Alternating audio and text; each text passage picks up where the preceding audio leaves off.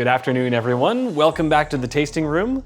This is Chris Lafleur. We are tasting Cameron Hughes Lot 884, a Petit Verdot from the Napa Valley in the Atlas Peaks. So there is a lot to unpack with this wine. First, let's start that this is Petit Verdot. Normally, this is a wine that is blended as part of a Bordeaux blend, but even then a very small proportion, like we're talking 5 to 10% maximum.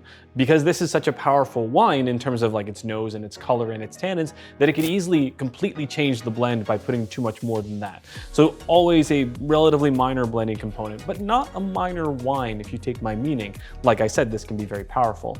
Further to that, this is from the Atlas Peaks region in Napa Valley, so already one of the ideal climates to find in California, and in that higher elevation, a wine with already a lot of color can go that step further to become almost like ink. So when we see it, we're going to get a real sense of its substance. This is also from 2018, so this has got 5 years of age on it as we drink it in February 2023. So I'm expecting quite a lot out of this wine in terms of its power and strength. And I think just by pouring it, we can already see that that is the case. As I put my hand underneath of it, I can't see through the wine, so I can't even see my hand. It is so purple and ruby at its core. One of the only senses that you get of the age of this wine is that there is a slight garnet note just around the rim. As we tilt the glass, we can see all that beautiful extraction from the skins, staining it significantly. So again, confirmed, this is a really, really dark wine. What we get from the nose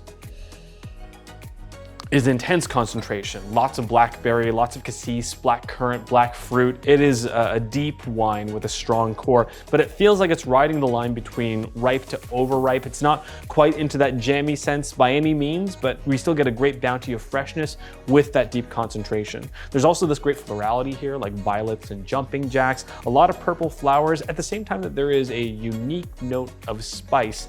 I normally want to attribute spice to oak, and this does spend some time in oak. This is 30 months in 100% French oak barrels, 50% of which are new. So there's a lot to be found here in that. And I would say that there is vanilla and coconut on top of the other fruit elements here. But even so, there's this note that's sort of like tobacco, sort of like leather, and still somewhere between like sandalwood and clove and nutmeg and that sort of thing that we get from the oak barrel itself. So let's taste it and see what kind of monster we have here.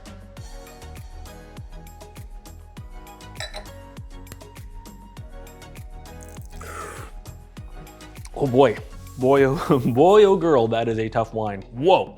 And when I say tough, I mean it's gonna stand up and put both its fists up at you. This is powerful. There are tannins here, not as chunky as Cabernet Sauvignon tannins, but still very present, not quite fine by any means. They are grippy and strong. And there's also acidity here. My mouth is watering. So what a wonderful structure for this wine. The fruit is strongly in the dark fruit category, primarily blackberry at this point. A little bit of black currant and cassis still, but really blackberry. And notes of vanilla and coconut from the oak, I would say. Great spice, great florality too, all residing on the back of the palate. Just a powerful wine. I should also say this is 15.6%. What a big wine from this region. And at 5 years old, this still feels like it's going to knock down any of its competition, maybe even knock you down too. But hey, who doesn't want to be on the end of a beautiful wrecking ball like this? So where does this fit in your cellar?